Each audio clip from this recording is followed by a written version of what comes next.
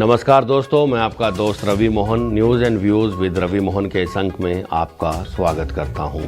आज के मुख्य समाचार ये हैं। ब्लैक फंगस के कारण एम्फोटेरिसिन बी इंजेक्शन की हरियाणा में 40 गुना डिमांड बढ़ गई है। राज्यों को 3 दिन का वैक्सीन स्टॉक देता है केंद्र, अब 15 दिन का स्टॉक देने की तैयारी कर रहा है। कोरोना होने के बाद भी रोज मरीजों को ऑनलाइन सलाह देते रहे डॉक्टर के अग्रवाल। उन्होंने अपने आखिरी वीडियो में कहा था, show must go on.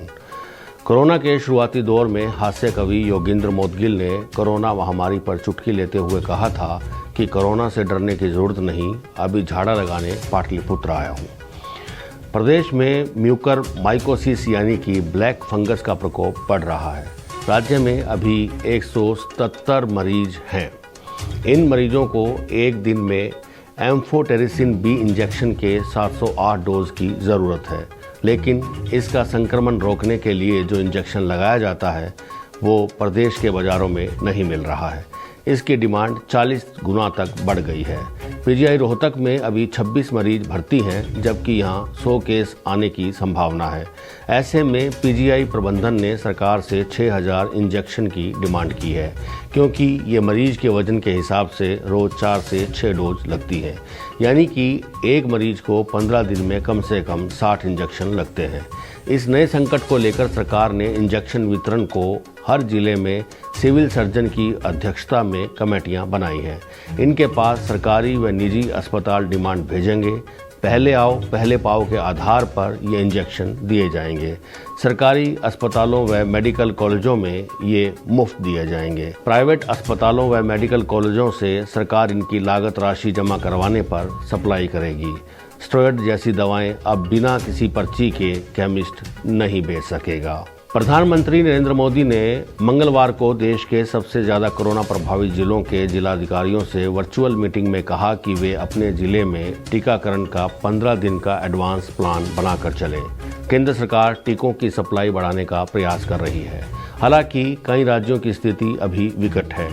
Chhattisgarh में जहां जिलों के पास औसतन 5 दिन के टीकों का स्टॉक है, वहीं पंजाब सरकार का कहना है कि उसके पास 45 प्लस वालों के लिए केंद्र से मिलने वाले टीके का स्टॉक नहीं है। मगर ये स्थिति अब जल्द बदलने वाली है। केंद्र सरकार की तैयारी राज्यों को इतना स्टॉक उपलब्ध करवाने की है कि वे एक बार में 2 हफ्ते के टीकाकरण कार्यक्रम की प्लानिंग कर सकते हैं। प्रख्यात हृदय रोग विशेषज्ञ और इंडियन मेडिकल एसोसिएशन के पूर्व अध्यक्ष पद्मश्री डॉक्टर के अग्रवाल का कोरोना से निधन हो गया। डॉक्टर अग्रवाल 13 मई से वेंटिलेटर पर थे। उन्होंने सोमवार रात को 11:30 बजे आखिरी सांस ली। कोरोना काल में लोगों को जागरूक करने वाले अपने वीडियोस की वजह से डॉक्टर अग्रवाल पूरे देश में जाना माना चेहरा बन चुके थे। उन्हें कोरोना वैक्सीन के दोनों डोज लग चुके थे। दूसरी डोज के 1 माह बाद उनका संक्रमित होना और बीमारी गंभीर होना चौंकाने वाला है। परिजनों का कहना है कि संक्रमण के बाद भी वो दिन भर मरीजों को ऑनलाइन या फ़ोन पर सलाह देते रहे। उन्होंने आराम नहीं किया। निधन से 2 हफ्ते पहले का उनका एक वीडियो है, जिसमें डॉक्टर अग्रवाल ऑक्सीजन स्पॉट पर दिखाई दे रहे हैं। वीडियो में उन्होंने राज कपूर के डायलॉग का जिक्र करते हुए कहा था, पिक्चर अभी बाकी है, the show must go on. मैं डॉक्टर के अग्रवाल नहीं, कोरोना से लड़ रहे डॉक्टरों का प्रतिनिधि हूं। मेरे जैसे लोग ऑक्सीजन पर भी क्लासेस लेंगे और लोगों को बचाने की कोशिश करेंगे। उनके परिवार के लोगों ने बताया कि उन्हें पहले से पल्मोनरी समस्या थी, लेकिन बीमारी नियंत्रित थी। संक्रमण कैसे हुआ पता नहीं लगा है। Doctor Agarwal covid appropriate behaviour का पालन करते थे। बाहर सिर्फ सुबह टहलने निकलते थे। हालांकि काम करने वाला स्टाफ रोज घर पर आता जाता था। उनके संक्रमित होने के बाद स्टाफ का एक सदस्य भी संक्रमित पाया गया है। अब चलते हैं अगले समाचार की ओर। धरती से हर रोज सितारे जाते हैं, आसमान में शायद कमी है तारों की। हास्य कवि योगेंद्र मोदगिल की ये अंतिम पंक्तियां हमेशा याद रहेंगी। पानीपत प्रदेश व देश भर में हास्य, व्यंग, देशभक्ति व समसामयिक राजनीतिक से संबंधित कविताएं लिखने व सुनाने में यादगार पहचान बना चुके हास्य कवि योगेंद्र मोदगिल कोरोना से जिंदगी की जंग हार गए। वे खुद नाड़ी वैद्य भी थे और आस पड़ोस में लोगों को कोरोना से बचाव के तरीके भी बताते रहते थे।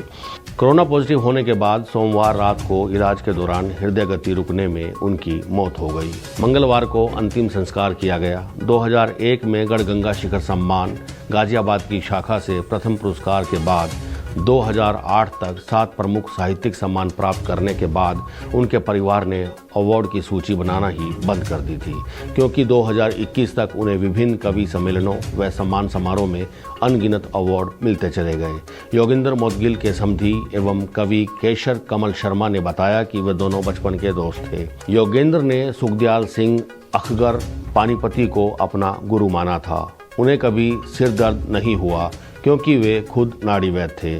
15 मई को बुखार आने पर कोरोना पॉजिटिव आ गए।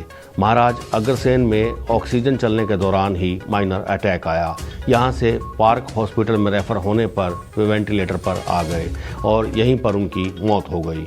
कोरोना के शुरुआती चरण 7 मार्च 2020 को योगेंद्र मोदगिल पटना में कवि सम्मेलन में पहुंचे थे। यहां पर उन्होंने अपनी फेसबुक पर कोरोना के ऊपर व्यंग्यात्मक पंक्तियां लिख डाली। उन्होंने लिखा कि आज पटना में देश के प्रसिद्ध राजतांत्रिक योगेंद्र मोदगिल कोरोना का झाड़ा लगाने के लिए होटल पाटलिपुत्र में उपस्थित हैं। यशदीप कौशिक और मौनी दहलवी झाड़े का लाभ उठा चुके हैं। जल्दी संपर्क करें वरना सुबह तो हम गो एयर लपक लेंगे। तो ये थे आज के मुख्य समाचार। आप सब अपने परिजनों के साथ स्वस्थ रहें, इसी मंगल कामना के साथ मैं आपका दोस्त Ravi Mohan news and views with Ravi Mohan के संग से इजाज़त लेता हूँ। अगले अंक में फिर मुलाकात होगी, तब तक के लिए नमस्कार।